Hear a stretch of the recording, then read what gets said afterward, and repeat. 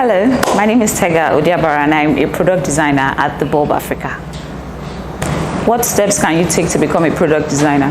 The first step is acquiring the right qualifications.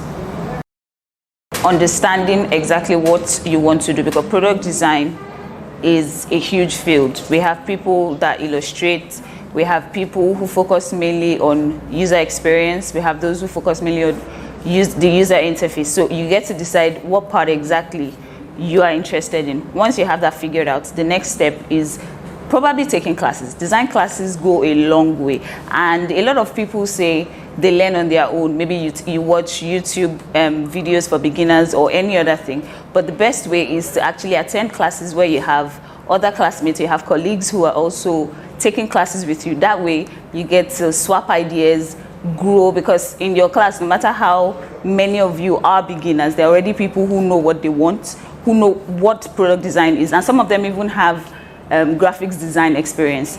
So with these little bits, you put them together from your classmates to your teachers. By the time you put together all the knowledge you gain from everyone, you see that you grow and you become a better product designer.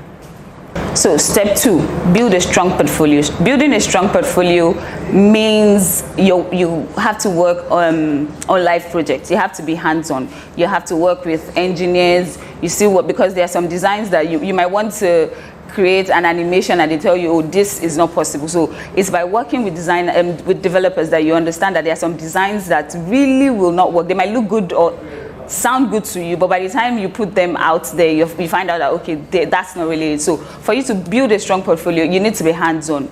Take daily UI challenges, try as much as possible to volunteer, to work with other people on maybe pro bono designs. You create designs, put them out there, make sure other people see them, and from there you put together all these little designs, and most of the time it's a compilation of your best work or the work you're most proud of. You put them all together and you're on your way to building a strong portfolio.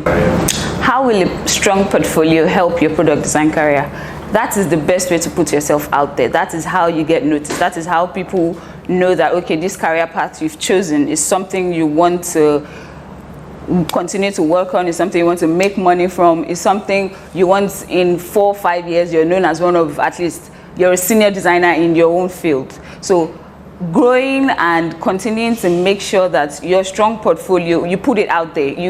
Before you even get a job, you need a strong portfolio, because it is the only way people see what you have done, what you can do, how you can sell a product to users, how you make sure that users are satisfied with what you're building or what your company is building. You have to make sure that a strong portfolio is number 1.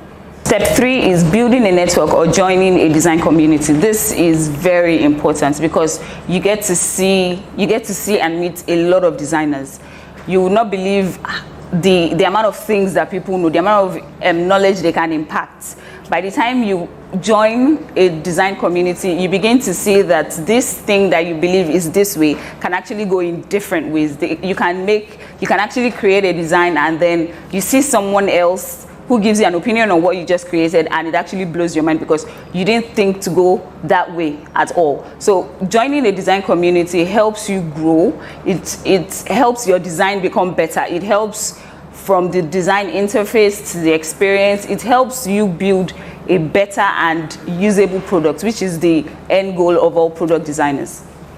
How do you find the right design community to join?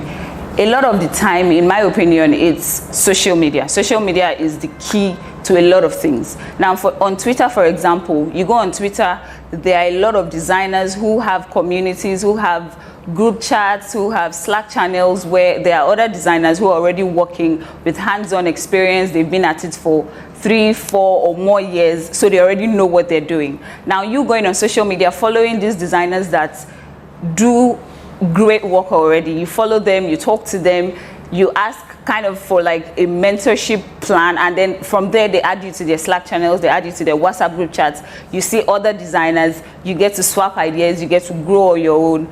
Not just on your own, you get to grow with them also as they grow, because as they're teaching you, they're also teaching themselves, because there are a lot of things in design that as you grow and maybe you've used 4 or 5 years, you've forgotten. By the time you begin to mentor someone who's starting and the person is just at 6 months in design, you see that, oh, this is something I've done and I've forgotten. As I'm teaching this person, I'm also learning on my own. So yeah, social media is the best way to join the design community.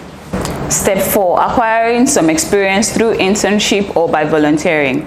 This means that you're ready to grow, because like I said before, there are already designers who have started on this path already. So you join a company, for example, and you start as an intern, which means you're working with senior designers, you're working with people that have been in the field for a while.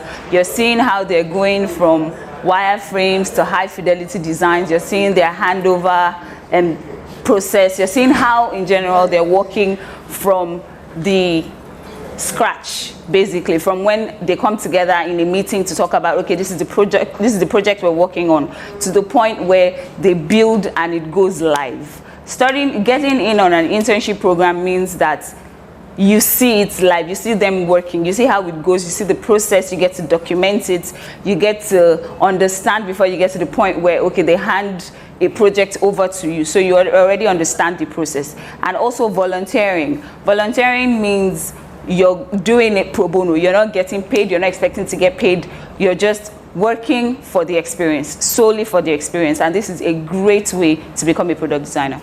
Step 5, engage in projects. Engage in projects means you get to work on every project you can get your hands on, from little products that require maybe 2 to 3 users, that's maybe you and your friends just using, to creating products for the public, creating products that thousands and millions of people will use. You need to engage in projects as much as you can, because continuing to work, the continuity helps a lot. Persistence is key. Step 6, set up a personal website to showcase your work. This is very important, because your personal website means you're putting up your best work. You're putting up work that you find the most pride in. You're putting up work that you've put a lot of effort into, a lot of time, and this is very important because there are a lot of design sites where you can just put up your work, like Dribbble or Behance, and I don't really recommend those, because your work could get lost in thousands and thousands of work. So in the process of looking at one project you've done, someone else might just get distracted with another one. But when it's your personal website, that is just your work. So the person goes from one project to the other. They just see from your case studies to interface designs you've done. They get to see just your work, and that is great. Step 7, find useful resources. There are useful resources everywhere on the net. You go to several design blogs. There are several places to find inspiration for your work. There's Dribbble, there's Behance.